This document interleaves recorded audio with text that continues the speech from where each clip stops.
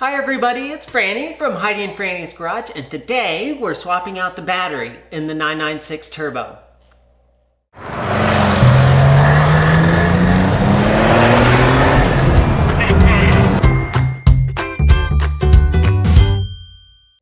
Now the battery in this car has been in here for several years at least, and it just feels like it's sort of laboring a bit when it goes to start, and if it sits for a decent period of time then it gets very difficult to start. And I noticed something else I want to show you last time I hooked up the tender. The battery cover is easy enough to get off. There's just two little twisty guys here and you just twist them 90 degrees and pull this up, and there's some little tabs here that go in a back slot. So very easy to get off. Our battery's right here. But what I want to show you is this on the side of the battery. See all this white deposits here and how it's wet here? This battery is sort of weeping all the way around here, and that acid can travel down and just rot out the plate below it. So I think this battery's just seen better days, but I'm going to show you a way we can test the battery reliably to see just what kind of condition it's actually in. I was doing some searching online for battery testers and such, and you know, there's a lot of traditional ways to test a battery. You can use a volt-ohm meter to check the voltage. You can use a load meter, which will then put a little bit of load on the battery and see how it performs. There's also hydrometers. You can actually pull out some of the fluid and check the specific gravity, and that can give you an indication as to the chemicals inside the battery and how well it's doing. But a battery generally fails mostly because of internal resistance between the plates inside the battery. So really a better way to test the battery would be to know its actual capacitance. So in this particular battery, it has a rating of 875 cranking amps and let's see, 700 cold cranking amps.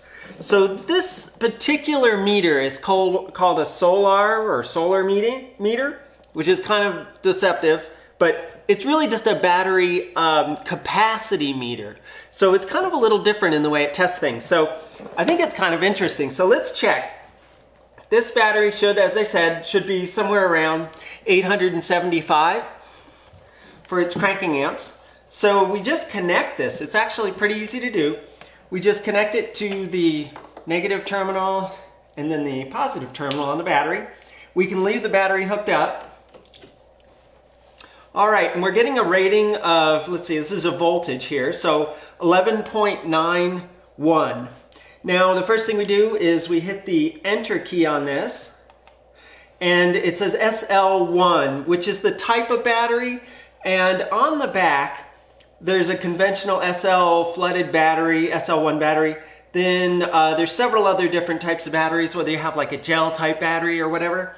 So this is actually the flooded SL1, so great, so we can move on from that.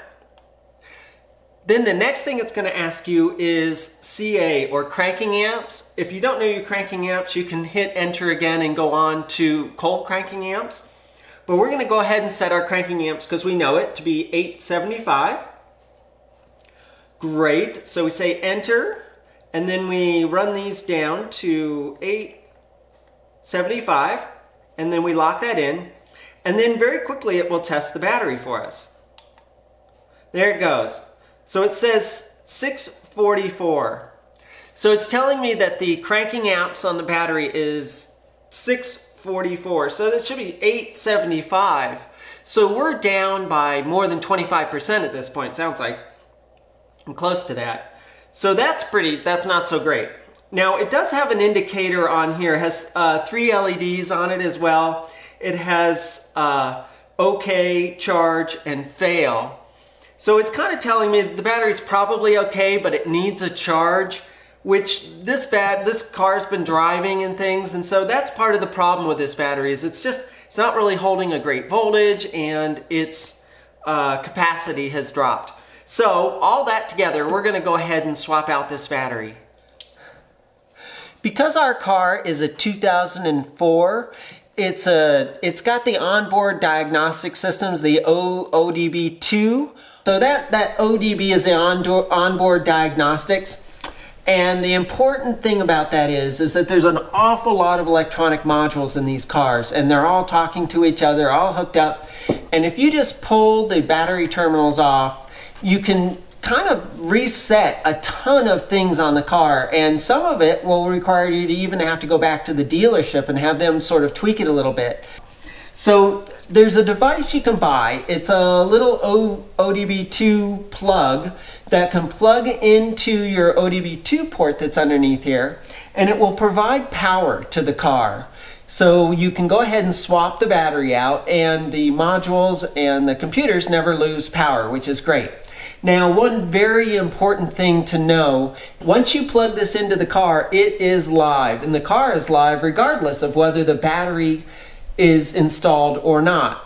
Which means when you pull the positive battery terminal off, so you pull the negative first and then you pull the positive, that positive is still live. So we're going to have to insulate that once we take it off. We want to be very careful about that.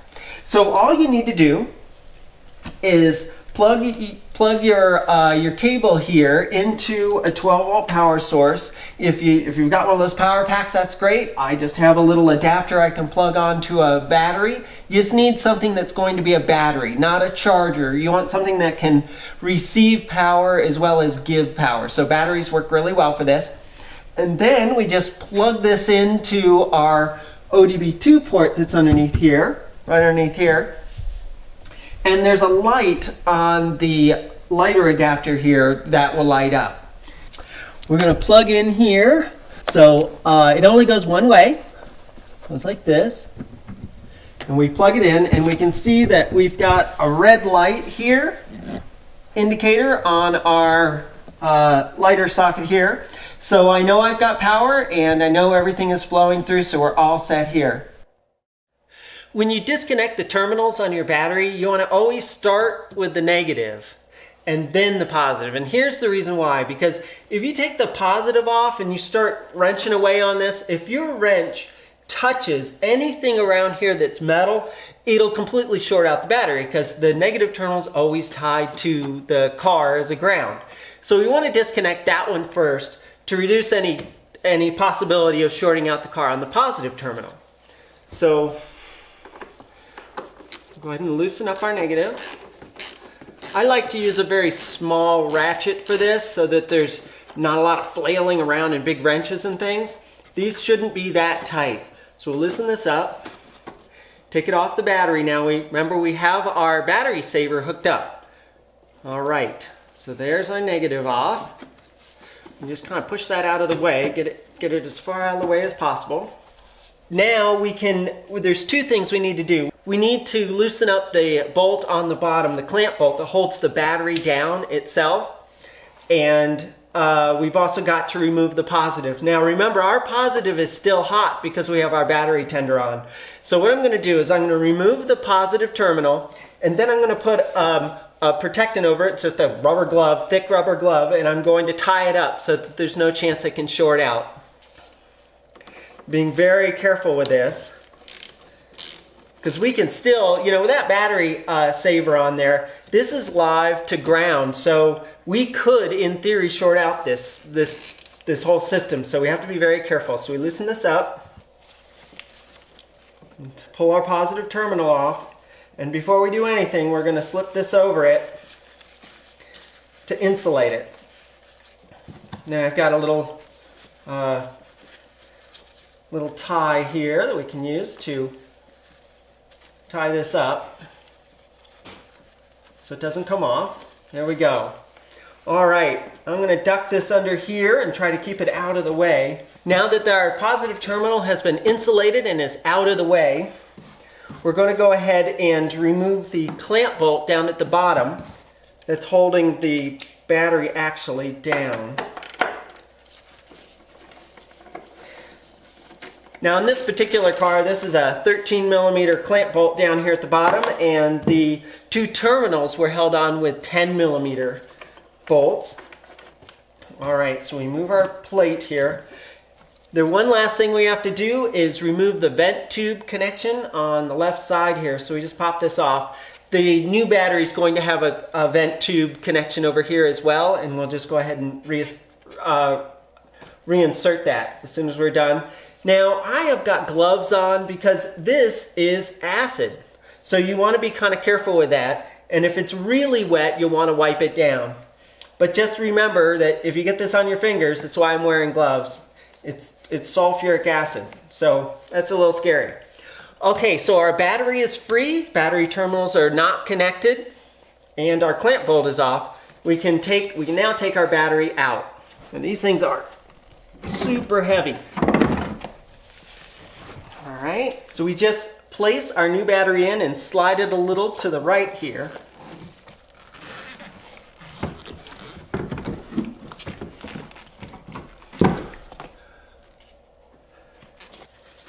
There we go. Slide it all the way to the right so that it sits under the little catch there. With our new battery in, slid all the way to the right, the next step is going to be to go ahead and clamp it down. So we just put our clamp back on.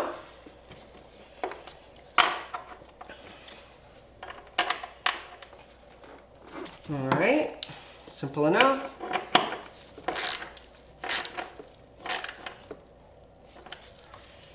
You want to make sure your battery's solid, not going anywhere. Go ahead and grab it and move it a bit. We can go ahead and hook our vent tube back up.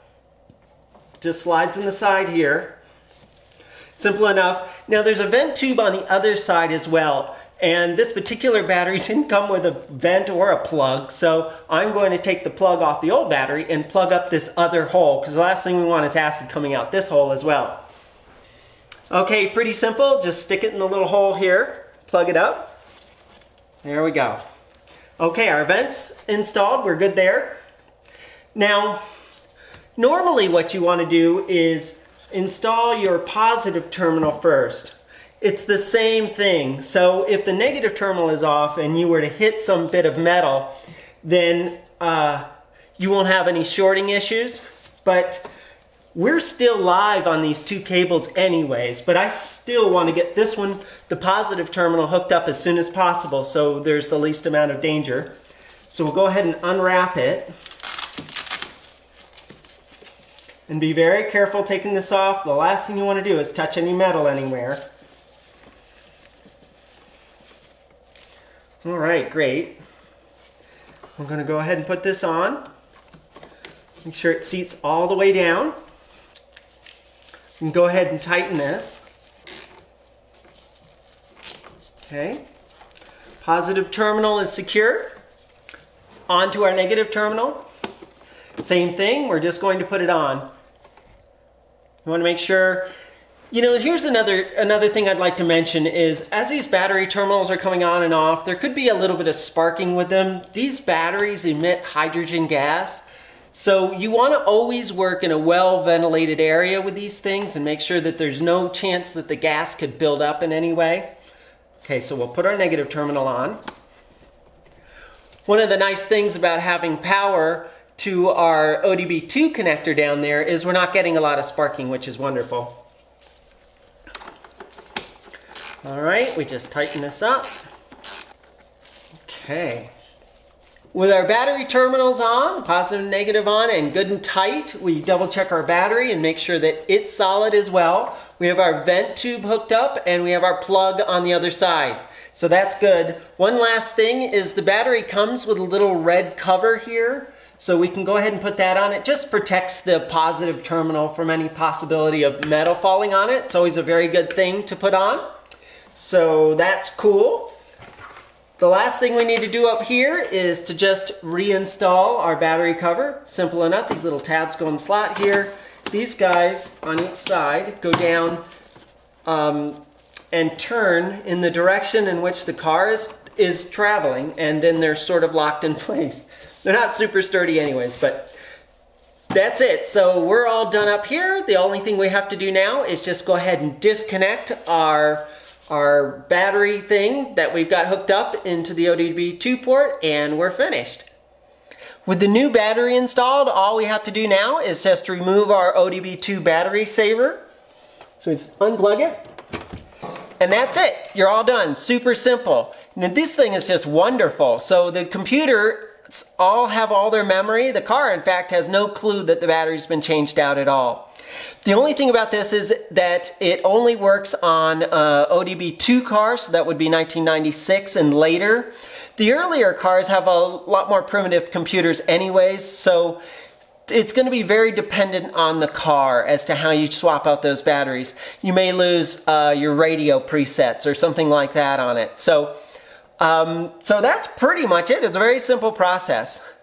So I hope you enjoyed the video. If you did, please give it a thumbs up. Got any questions or comments, go ahead and leave them down below and I'll get right to them. Thank you so much for watching, and until next time, safe travels. Bye.